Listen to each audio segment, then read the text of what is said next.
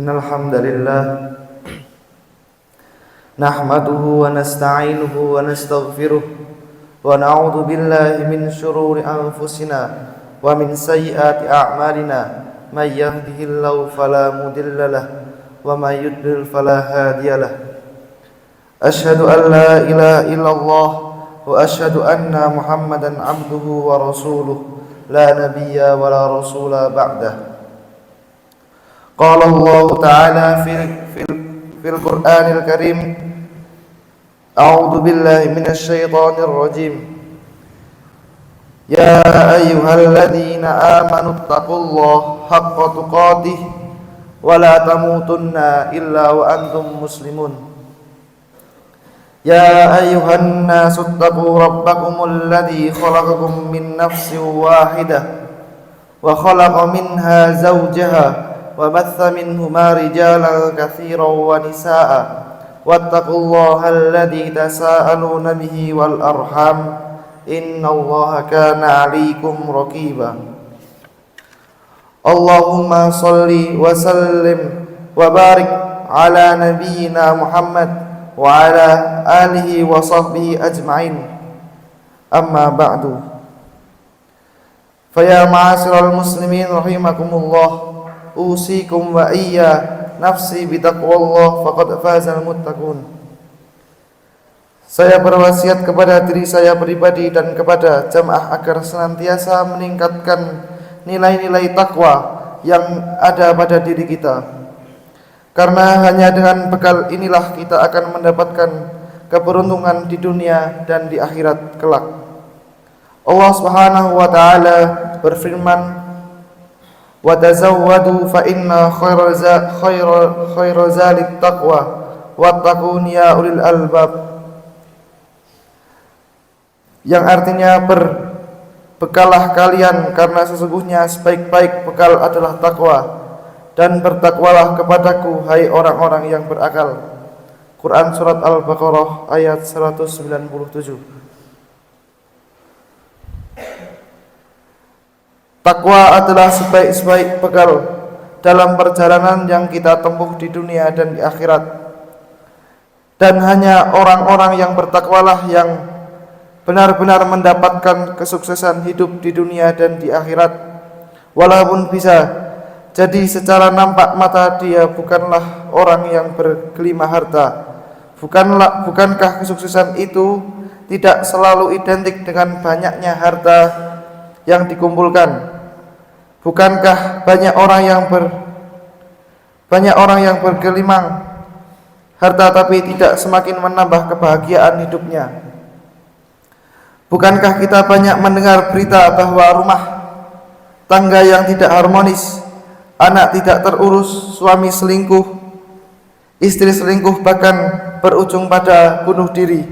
Itu tidak hanya menimpa orang-orang miskin yang hidupnya penuh kekurangan, tapi justru banyak dari belakang orang-orang kaya. Ukuran kesuksesan yang sesungguhnya adalah bagaimana seorang bisa menjalani kehidupannya dengan penuh makna.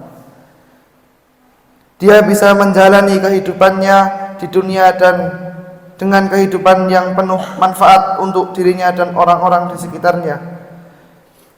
Dia bisa menjalani kehidupannya dengan penuh kesadaran akan tujuan dia diciptakan dan dihidupkan di dunia ini. Dan tujuan penciptaannya tidak lain dan tidak bukan adalah hanya untuk beribadah kepada penciptanya. Tidak ada selain itu. Allah Subhanahu wa taala berfirman, "Wa ma khalaqatul jinna wal insa illa liya'budun." Aku tidak menciptakan jin dan manusia melainkan supaya mereka mengabdi kepadaku. Quran surat Az-Zariyat ayat 56. Ma'asyiral muslimin, jemaah Jumat yang dimuliakan Allah, dengan cara hidup yang dijalani ini, maka dia berhak untuk mendapatkan kesuksesan yang sejati di akhirat, yaitu diselamatkan dari neraka dan dimasukkan ke surganya Allah Subhanahu wa taala.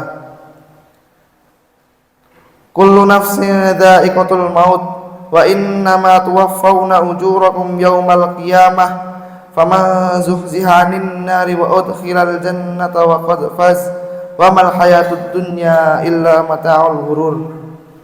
Tiap-tiap yang berjiwa akan merasakan mati, sesungguhnya pada hari kiamat sajalah dia disempurnakan pahala kalian. Barang siapa dijauhkan dari neraka dan dimasukkan ke dalam surga, maka sesungguhnya ia telah beruntung. Kehidupan di dunia itu tidak lain hanyalah kesenangan yang memperdayakan. Quran Surat Ali Imran ayat 185. Jamaah Jumat rahimakumullah. Tidakkah kita redha dengan karunia Allah ini? Tidakkah kita senang dengan janji-janji Allah ini? Bukankah ini yang selalu kita usahakan selama ini? Bukankah kita selalu berusaha agar Allah menyelamatkan kita dari neraka dan memasukkan kita ke dalam surganya? Apalagi yang akan kita cari di dunia ini selain kebahagiaan hidup di dunia dan kebahagiaan hidup di akhirat kekal.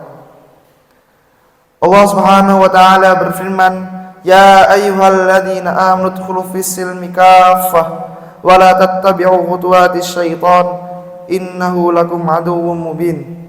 Hai orang-orang yang beriman, masuklah kalian ke dalam Islam dengan keseluruhan dan janganlah kalian mengikuti langkah-langkah setan.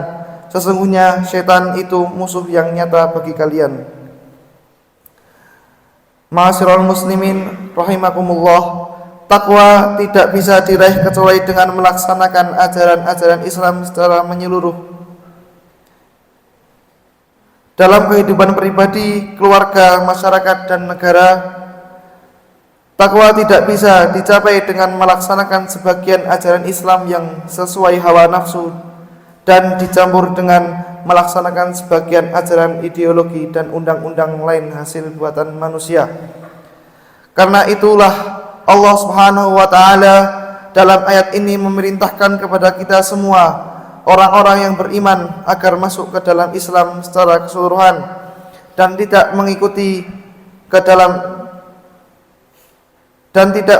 langkah-langkah setan yang program utama hidup mereka di dunia ini adalah mencari kawan sebanyak-banyaknya untuk bersama-sama masuk neraka. Imam Ibnu Katsir rahimahullah taala menjelaskan pengertian ayat di atas dalam tafsirnya. Allah berfirman menyuruh hamba-hambanya yang beriman padanya dan yang membenarkan Rasulnya agar mengambil seluruh ikatan Islam dan syariat-syariatnya, beramal dengan seluruh perintahnya dan meninggalkan seluruh larangannya semaksimal kemampuan mereka. Demikian juga Imam Al-Qurtubi rahimahullah menjelaskan ayat ini dengan berkata, Ibnu Abbas radhiyallahu anhu berkata, ayat ini turun pada ahlul kitab Yahudi dan Nasrani. Maksud ayat ini adalah, wahai orang-orang yang beriman kepada Musa dan Isa alaihi salam, masuklah kalian dalam Islam dengan berserah diri kepada Muhammad sallallahu alaihi wasallam secara keseluruhan.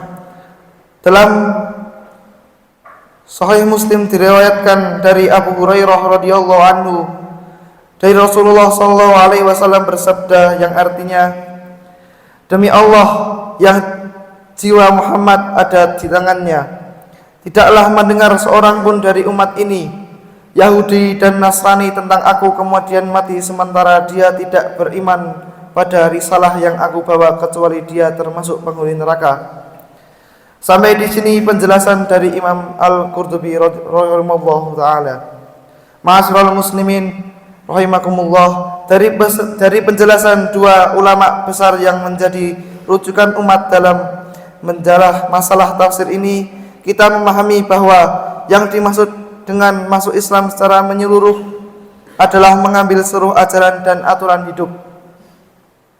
Islam tidak boleh mengambil ajaran-ajaran lain, walaupun itu adalah ajaran agama-agama terdahulu yang pernah diturunkan oleh Allah, karena ajaran-ajaran agama terdahulu sudah dihapus hukumnya oleh Allah. Dengan agama Islam yang diturunkan kepada Nabi Muhammad sallallahu alaihi wasallam, kesimpulan ini terungkap dalam sebuah riwayat yang disebut oleh Imam Ibnu Katsir dalam tafsirnya, turun pada sekelompok orang yang sudah masuk Islam dari kalangan orang-orang Yahudi dan yang lain seperti Abdullah bin Salam, Tasa'labah, As'ad bin Ubaid dan beberapa orang yang lain. Mereka meminta izin kepada Rasulullah SAW untuk beribadah di hari Sabtu dan beribadah dengan Taurat semalam. Maka Allah memerintahkan mereka agar melaksanakan syariat Islam dan menyembunyikan diri dengannya dengan meninggalkan selainnya. Perhatikanlah penjelasan Ikrimah rahimahullah ini, seolah mereka berkata kepada Rasulullah SAW, "Wahai Rasulullah, dalam sepekan kami telah melaksanakan syariat Islam yang engkau ajarkan. Kami telah melaksanakan Al-Quran dan sunnah-sunnah dalam kehidupan kami sehari-hari. Namun kami dahulu pernah melaksanakan syariat kitab Taurat, kitab suci agama kami sebelumnya. Maka izinkanlah kami untuk beribadah sehari saja, yaitu di hari Sabtu, sebagaimana kami dahulu lakukan sebelum Islam, atau izinkanlah kami untuk beribadah semalam saja dengan melaksanakan ajaran kitab Taurat satu hari saja, wahai Rasulullah. Sementara 6 hari yang lain kami akan betul-betul melaksanakan syariat Islam yang kau ajarkan." Beginilah kira-kira yang mereka sampaikan kepada Rasulullah untuk meyakinkan beliau bahwa mereka sebenarnya bukan hendak keluar dari agama Islam, tapi hanya sekedar bernostalgia dengan ajaran agama sebelumnya yang bisa mereka lakukan. Barakallahu li wa lakum fil Qur'anil azim wa nafa'ani wa iyyakum bima fihi minal ayati wa dzikril hakim. Aqulu qawli hadza wa astaghfirullah li wa lakum wa sairil muslimin fastaghfiruhu innahu huwal ghafurur rahim.